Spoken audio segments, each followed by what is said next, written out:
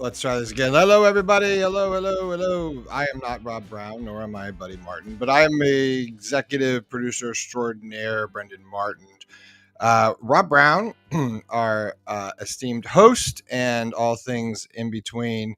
Mr. Brown is on assignment today, and we are going to bring you something that we recorded not too long ago with about the documentary Sewanee 1899, Unrivaled by Norman Jetmundsen Jr. He wrote a book, and then there's a documentary. It's a great documentary about the history of one of probably the greatest teams in college sports. And we had the opportunity to sit down and talk with those guys, with Norman, and talk about it. We're going to do a series on that, and we'll of course be back tomorrow. Rob will be back tomorrow, but this is about I don't know, 20-minute or so interview we're going to play, and then we'll be back with Rob tomorrow and all of that good stuff. But this is a really, really, really fascinating documentary. I think I have the QR code here right here if you want to be able to go and follow him. Yeah, here it is. If you want to check out the actual documentary right here, it's Unrivaled Sewanee 1899. So we are going to talk to him this morning. We want to say thank you to all of our guests, guests and our sponsors, those who take care of us each and every day. We really, really do appreciate them, like people like Hewlett and Dunn, largest selection of products and fast shopping down there in Collierville, Tennessee. We have our sponsor, Winter Timber Outdoors. Check them out there at wintertimbersoutdoors.com. All sorts of things that for your hunting and shooting sports, anything that you could need in that genre. Check them out at wintertimbers.com. And then, of course, Landers Ford. Check them out right now. They've got a $500 all off SEC Sidelines audience only. Check out Brad Bellamy. Click on that QR code and you will go to their site, check out all their deals and stuff that they've got going on right now. And we thanks, of course, to all of our sponsors. And of course, we wish Rob and Audrey well as they're on assignment this morning. So dilly, my people out there, please drive safe. So that being said, we're going to go ahead and kick this thing off. I'm going to try to do a couple of crazy things here, so bear with me. But this, I'll play a little intro of it so you get to know what it is. This is going to be the intro to the documentary, and then we'll go into the interview. Okay, so check it out, enjoy, comment in the chat room, and we shall see you tomorrow. All right, hold on to your pants here, folks. Let's give this a shot. All right, here we go.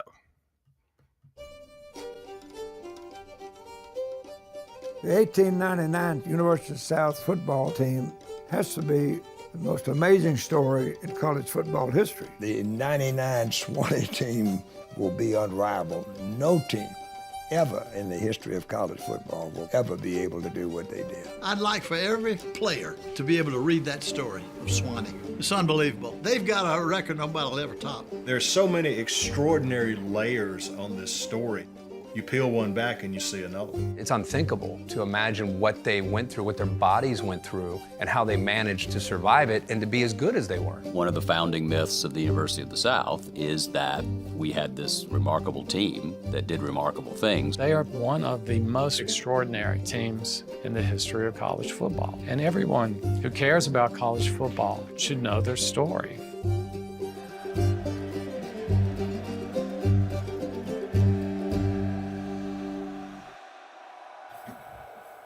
Hey, we're talking with Norman Jetmundsen. He and David Cruz spent about 6 years working on one of the best, most illustrative documentaries I have ever seen in the history of college football, called Sewanee 1899 Unrivaled. And Norman, this is a true passion of yours, and as a college football history junkie, and that's our audience, history, traditions, and heroes.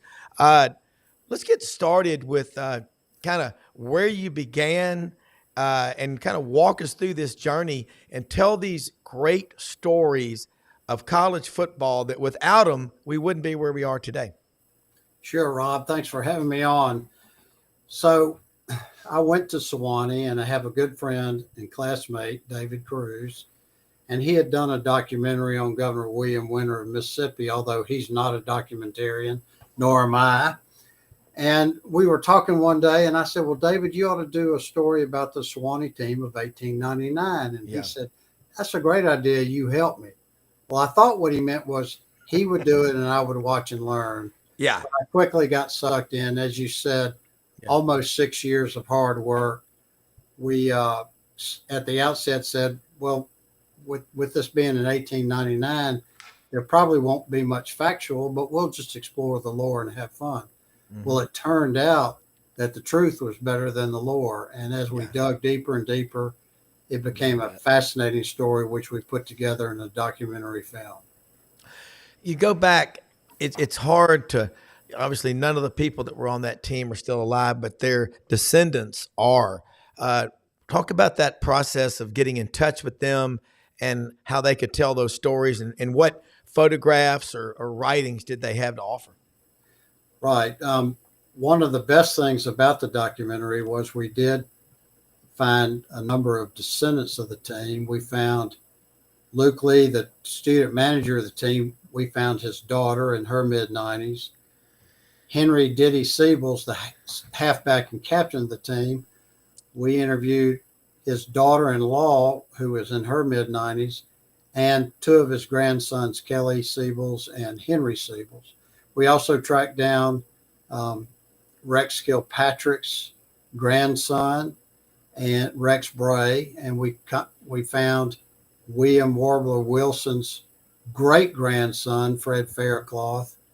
And so we put together a great story of what their family lore was, and they told us about stories they had heard from their grandfathers and what their family stories were about that team, which were fascinating.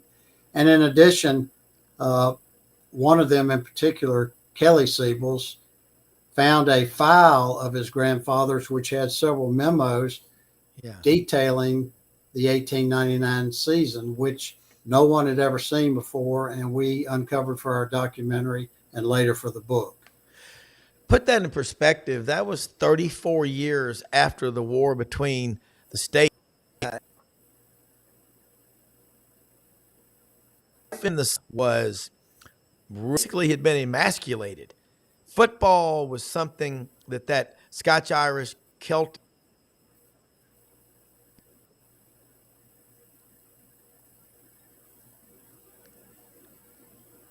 Yeah. You got it? All right. I lost you for a while there, but I think I got the gist. One of the things, because I love history like you do, Rob, one of the things that really fascinated me when we dug into this was 34 years after the Civil War. Yeah.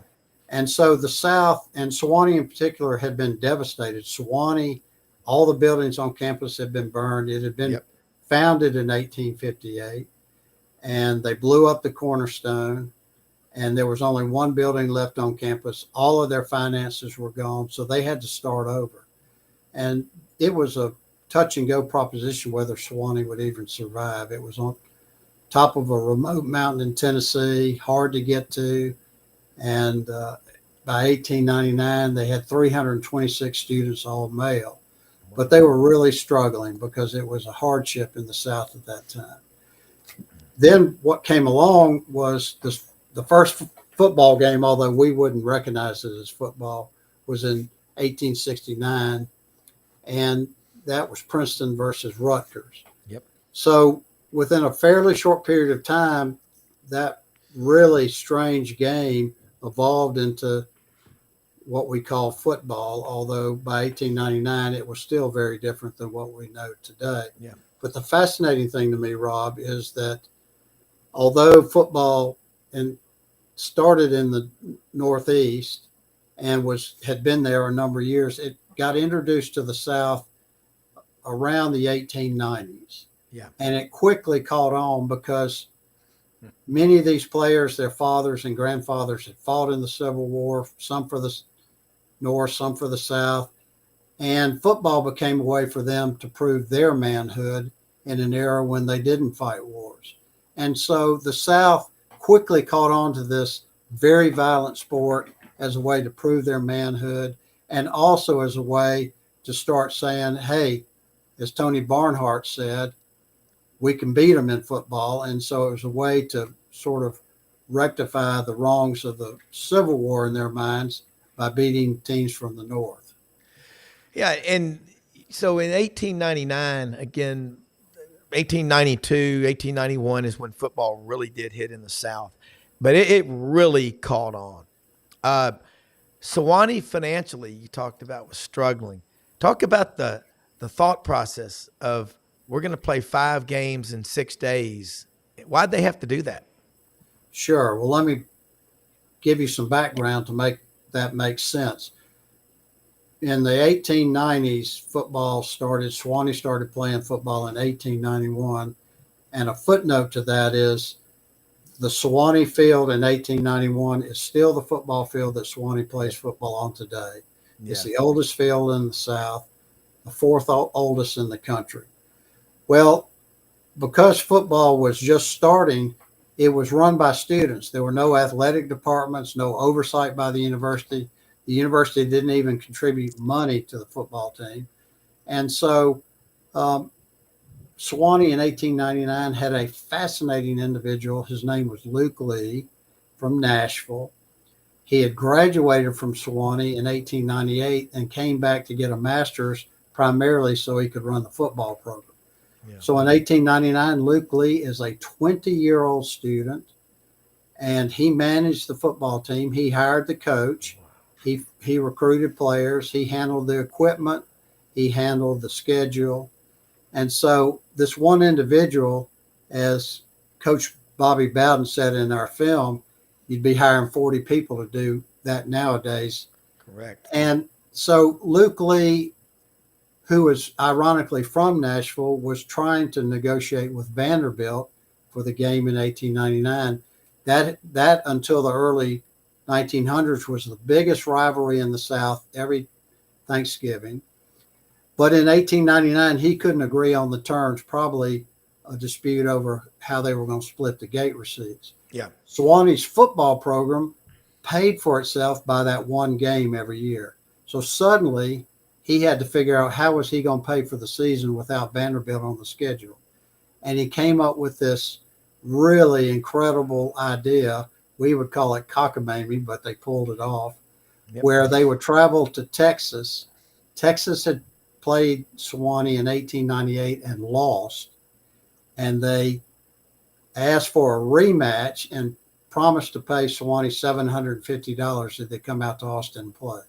Wow. So Luke agreed to that game, and then in order to pay for the trip, he set up games all the way back. So they played Texas on a Thursday in November of 1899 in Austin. The next day they played Texas A&M in Houston on Friday. Then they traveled all night by train to play Tulane in New Orleans on Saturday. They took Sunday off. Monday they rode up to Baton Rouge to play LSU, and then Tuesday they went to Memphis to play Ole Miss. So they played 5 games in 6 days. Not only won them all, they scored 91 points to their opponent's 0. So it'll never happen again. It's an incredible feat, not just in football, but in the annals of all sports history. And so that's why we were so enthralled with this story. And then you talked about the sizes of some of these guys and just their backgrounds. Who are some of the names of the players and where they came from?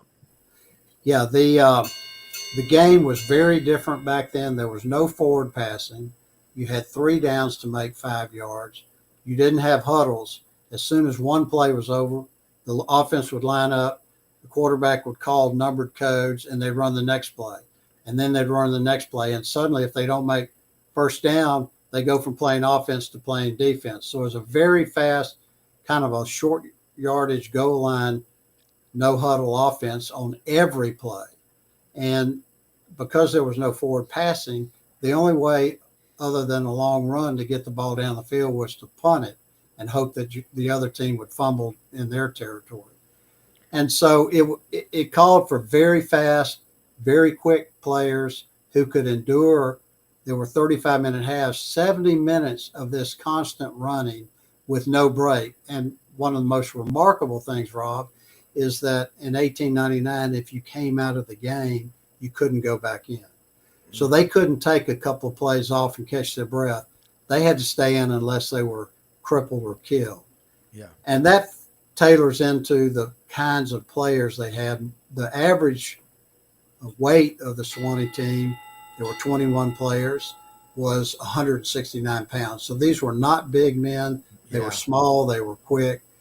One of the quickest was Henry Diddy Siebels, the captain of the team and the halfback, who was a great runner, great defender. Another one was the fullback, Orman Simpkins, and he was apparently a tremendous runner, but also a great player on defense. His coach, Billy Suter, later said he had never seen anyone tackle as fiercely as Simpkins did on defense.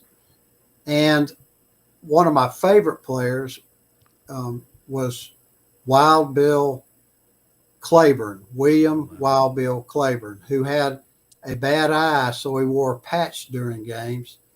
And he was known for lining up at the start of every new game across from his opponent, lifting the eye patch and saying, "This happened the last game. We'll see what happens today." Wow. A little psychological warfare. Yeah. One of the quarterback, William Warbler Wilson, was great. And the quarterback back then was not allowed to run the ball. So he called the plays. He got the ball from center. He was lined up a little bit behind the center, which is why he was a quarter of the way back. Yeah. The halfback was halfway back and the fullback was all the way back. He would get the ball and hand it off or toss it to a runner, but he wasn't allowed to run the ball himself. So he was primarily a blocker. So talk, Norman, about, and you mentioned this, you've been on our show, SEC Sidelines Sports Network, several times. The documentary was released late April 27th of 2022 there in Birmingham. And I know you're a member of the Monday Morning Birmingham Quarterback Club. There is no civic club that loves football that does more to help people in America that I have ever known of. So you truly do love this game. I want to hear some of the stories about players literally putting plaster of Paris on during a game so they didn't have to come out. Because, you know, Lou Holtz says players today are obsessed with rights and privileges. Players of 50 years ago, and certainly of this era, were more concerned about obligations and responsibilities and honor. Yeah, it's interesting because the motto of the 1899 Sewanee team was "Nobody hurt." Not nobody, but nobody hurt. And I think Diddy Siebels actually came up with that. In the Texas game I referenced, they had already played a number of games because they played 12 games for the entire season. So they'd already played some games before this famous road trip. But when they got out to Austin, the first half of that game, Diddy Siebels got his head literally split open. It was bleeding everywhere. And like you said, Rob, in today's world, they'd go to that medical tent. They might even go into the locker room. In 1899, Diddy Siebels ran over and his coach, Billy Suter, put plaster of Paris on it, and he ran back in, didn't miss a play, played the whole game against Texas, played the whole game against Texas A&M the next day, and he finally got some rest during the Tulane game just because he was pretty worn out by then. Yeah. Some of the games that season, Sewanee went 12-0. There was a game in Montgomery against Auburn, coached by John Heisman. Talk about that. Sewanee won 11-10. There were no lights back then, but pretty colorful atmosphere and a raucous crowd, wasn't it? Reminded me of an episode of Gunsmoke. Yeah, the Auburn game is probably my favorite story of the whole season because so much happened in that one game. Yeah. So They had scheduled to play Auburn on Thanksgiving Day, 1899, in Montgomery. Now, first of all, Sewanee left Sewanee early that morning on the train. The train was late. They didn't even get breakfast. So they showed up hungry, tired, and apparently pretty mean because they were ready to play. The field in Montgomery was literally just a field with goalposts. There were no stadiums, no seats. So everybody crowded around, and 4,000 people came to that game. God. There were a lot of people from all over Alabama who showed up at this game. It was quite incredible. Right before the game started, Luke Lee, the team manager, was trying to split the gate receipts with the Auburn manager. And the Auburn manager said, "Oh, well, we'll pay you later after the game." And Luke Lee said, "I don't think so." Pulled out a gun and said, "We're going to take payment right now." Luke Lee got the money and had someone take it to a bank vault and put it there so they knew it was safe. Guns were pulled. There were numerous fights. There was a lot of betting. And so it was a raucous game. As you said, John Heisman was the coach, and he was a very competitive guy. Yeah. Sewanee later claimed that Auburn had as many as 17 players in on different plays because it was hard to tell who was in and who was out with the crowd all surrounded around.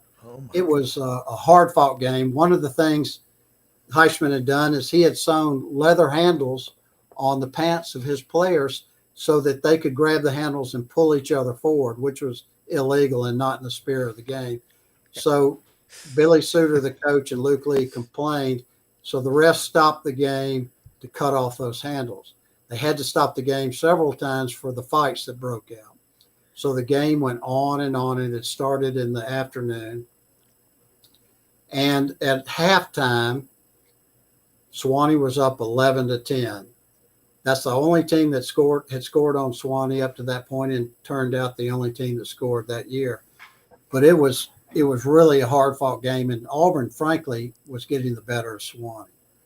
My friend Henry Siebels tells the story that at halftime, his uncle Emmett, who was Diddy Siebels' brother, yelled out at Diddy at halftime, "Diddy, you've got to do something. We bet the house on this game.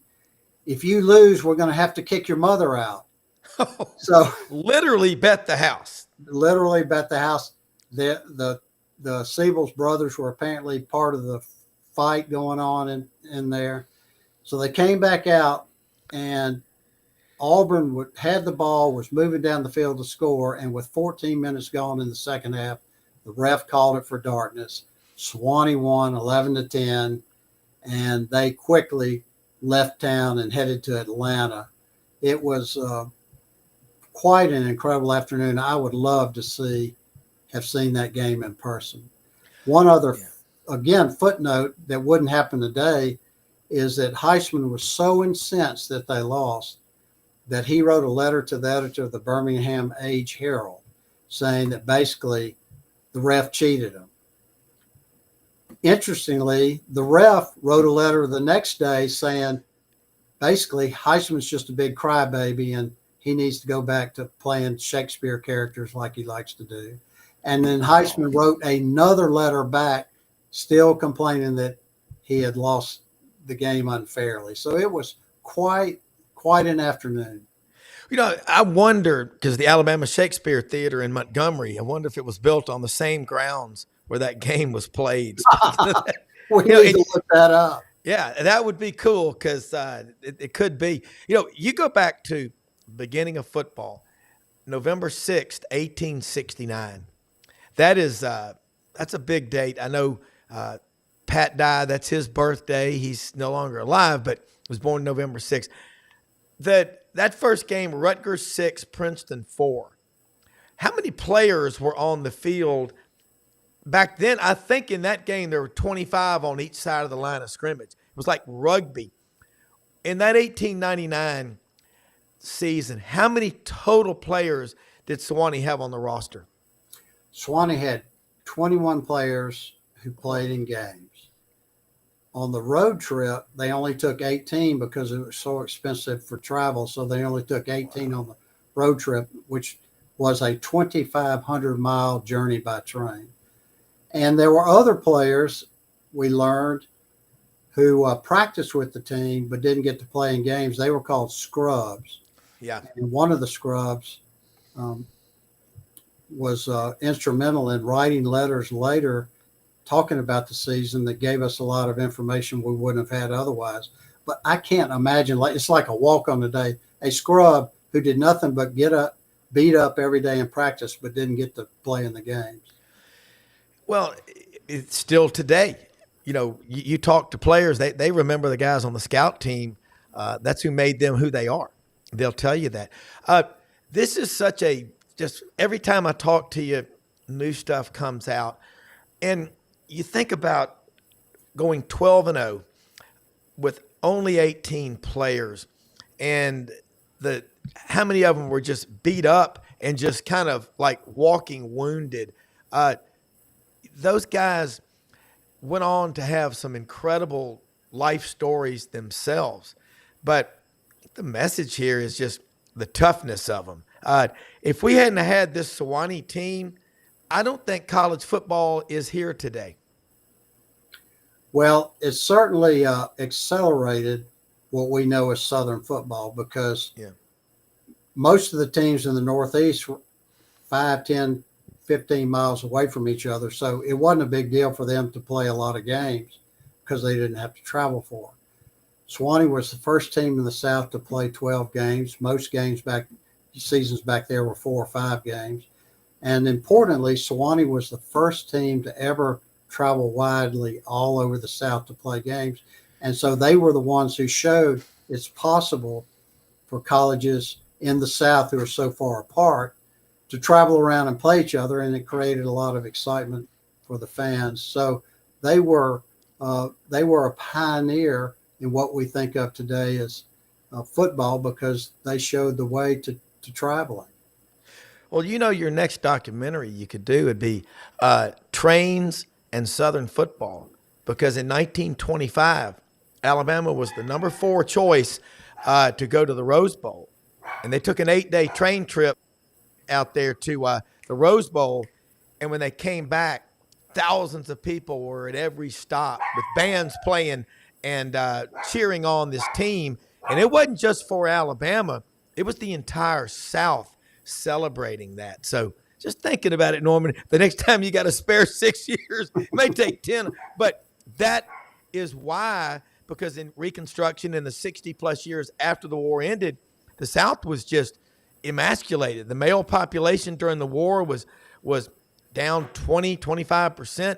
Membership, college football, is there any sport, because of this story that you tell, that fits the South better than college football? And I think every coach in America, the night before the first practice for every incoming freshman class, should watch your documentary and read this book, because you've got a great coffee table book. And it tells, just look inside of here, the stories and the history that are in there. There's one man named Cal who was a big part of the team, and I want to commend you for working your ass off to get him the notoriety that he deserves. Tell his story as only you can. Thank you. He became one of my favorites on the entire team. His name was Cal Burroughs. He lived in Sewanee. We don't know anything about him. We don't know what he did. We don't know anything about his family. And there may have even been a second African-American whose name has vanished from history. But we know Cal Burroughs was really the precursor to what we would call an athletic trainer today, as well as Luke Lee, the manager, would now be the athletic director, whereas Cal Burroughs would be called a team manager today. He had to handle all the equipment. He had to carry water. They took 2 barrels of spring water from Sewanee on that train trip. He had to load all that up. And importantly, he was also called a rub down man. And his job after games, and in particular on that road trip, was to rub the players down after games because they were so beat up. You got to remember, almost no protective gear, very violent sport. Not only tackling and blocking, you could bite, you could kick, you could elbow somebody. It was a really brutal sport. You could even pick up players and throw them over the line of scrimmage. So it was really a brutal game. And on that train trip, he literally stayed up all night rubbing different players down so they could go back to sleep. And Warbler Wilson, in a great letter, said not only did he get rubbed down at night, he would have to get rubbed down several times during the night, which means Cal was up all night. Yeah. And so we call him the unsung hero of the team. But again, one of the great things about this research for the film was a professor at Sewanee found a photo in a student's scrapbook from 1914 that has a picture of a man sitting in a wagon, and it just says Cal under it. That has to be Cal Burris. Yeah. And I'd love to sit down and talk to Cal. He just looks like a great guy. So let me give you one more footnote. As you know, I was so enthralled with Cal that I nominated him for the Sewanee Sports Hall of Fame. And in September of this year, he was inducted into the Sewanee Sports Hall of Fame, even though he wasn't a student, had never actually played sports, but he was instrumental to that team. And I'm so happy we were able to bring his contributions to light and let people know that it wasn't just the players who contributed to this incredible season. Well, there's so many people involved, and the violence. Y'all spent a day over in Dunwoody with Tony Barnhart, Mr. College Football, and that was really special. And you can see it on the documentary. And Tony talked about in 1906, 19 players died playing college football, and the mother of a Georgia football player that died addressed the Georgia state legislature in the state capitol in Atlanta and said, that's not what my son would have wanted to have quit the game, but they did make it safer. And within a year or two, Teddy Roosevelt formed what is now the NCAA. But the violence, that 12 game season, and that monument up there to recognize that team. Are there other players? You think about, there's no other team like that we know of in America. The other games, you say, the Northeast, they were right next to each other. And you look today, Sewanee and Rhodes College, that rivalry is 130 years old.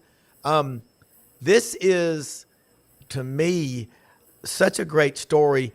And now talk about the national exposure with PBS and what you can see when you fly certain airlines. Because the more people see this story, the more they're going to love college football.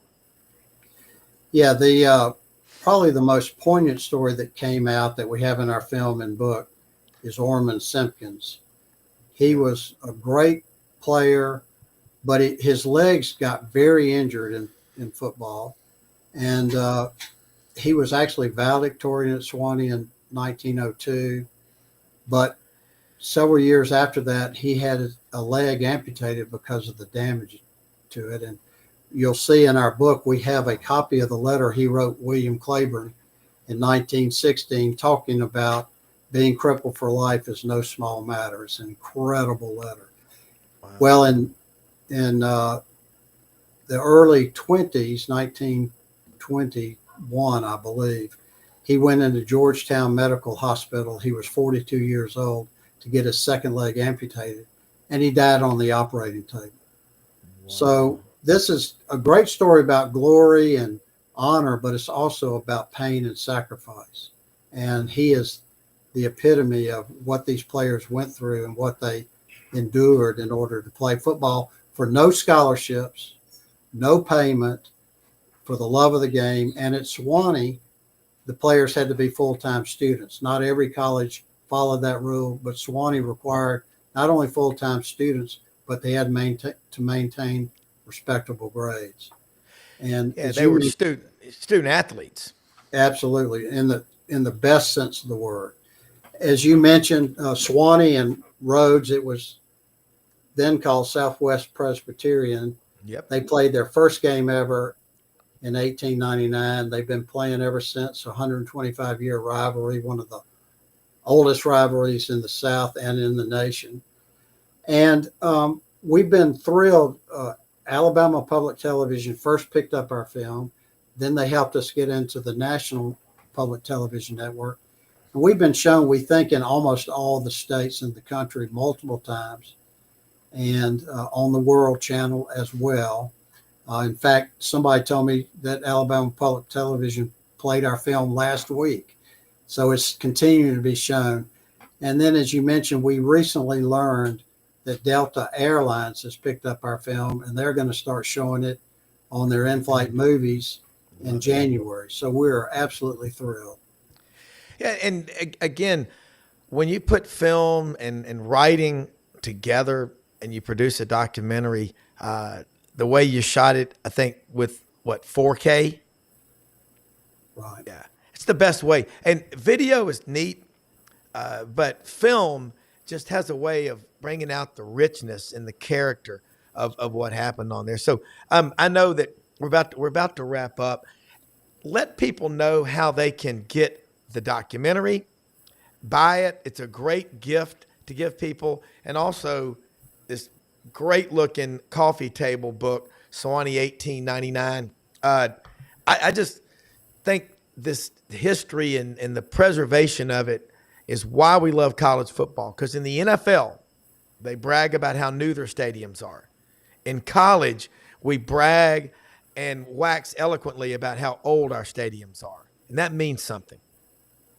Yeah. So at the end of the film, when it started doing well, I was talking to a friend of mine, Karen Fecto, and I said, we've got all these. We had 16 original paintings done for the film because there were so few photographs. We had all this archival material. And I said, we really need to preserve all this story in a book as well. And she said, well, she's a graphic artist. She said, I do coffee table books. So she and I collaborated on this book. We printed on the highest grade paper you can print with a state-of-the-art printer, a hardbound sewn book. So it's as high a quality book as you can get. And let me just mention one thing. The book has just came out in September. And in October, I applied for some book awards. And in November, I learned that we were named by the American Writing Awards as the top sports book in 2024 and the best cover design in all of 2024. Wow.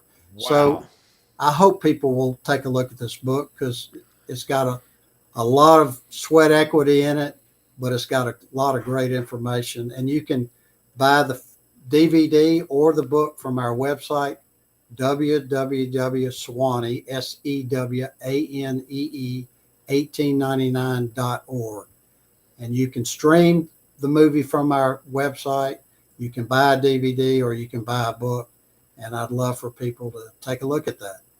Yeah, and it is. I think it's the more we tell this story, the more we just love college football. And it's because we all remember our dads telling us when they broke their nose, the coach would, get back in there, son. And Lou Holtz is right, man. It should be about responsibilities and obligations.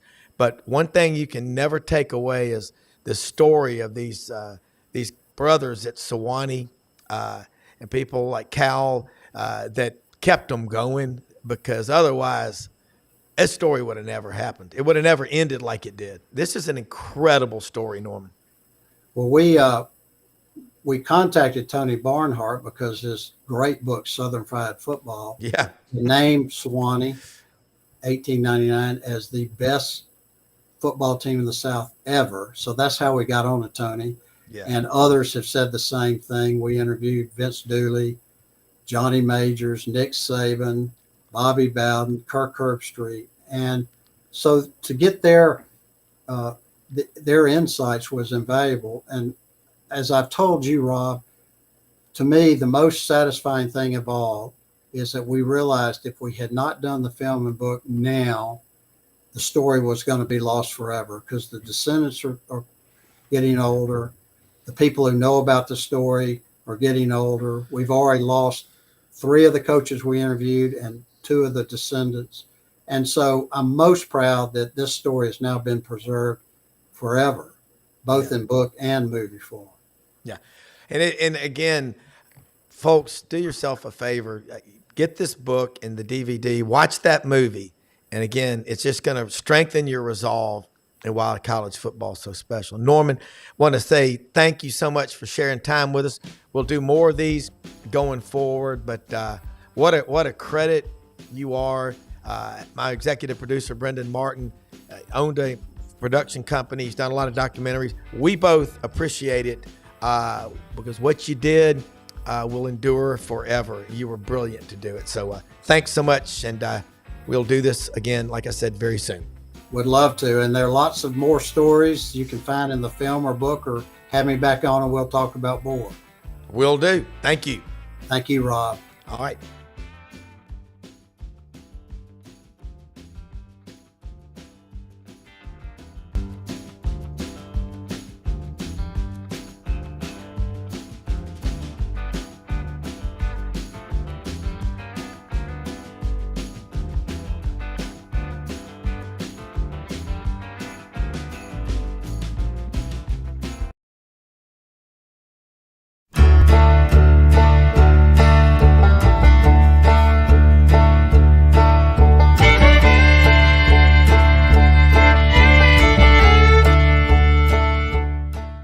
In a perfect world, you'd set a health goal and results would happen overnight.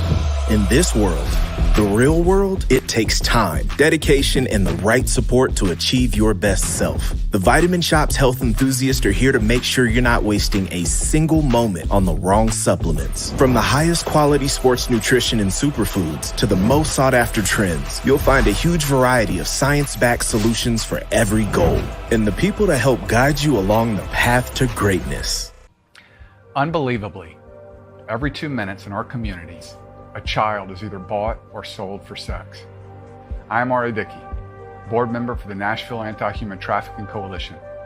Join me and millions of others in our fight against human trafficking and for its victims by helping to educate the most vulnerable among us, our middle and high school students. Go to nhtcoalition.org, become a partner, and help keep our families safe, because none of God's children are for sale.